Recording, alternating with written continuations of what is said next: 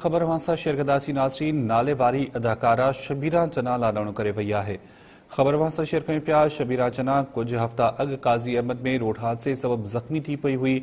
शबीरा चना जो कराची जी डाव अस्पताल में इलाज हलंदड़ हो जिते हुन दम ॾेई छॾियो आहे। शबीरा चना सिंधी ड्रामनि में मुख्य किरदार अदा करण सबब जग मशहूर थी। सकाफ़त खाते जे सूबाई वज़ीर सरदार शाह पारां शबीरा चना जे लाॾाणे ते ॾुख ऐं अफ़सोस जो इज़हार कयो वियो आहे।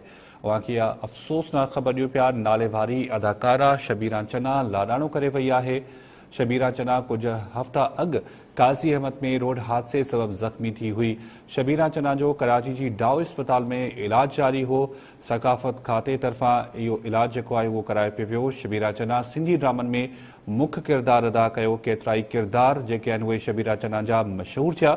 सकाफ़त खाते जे सूबाई वज़ीर सरदार शाह पारां शबीरा चना जे लाॾाणे ते ॾुख जो इज़हार कयो वियो आहे।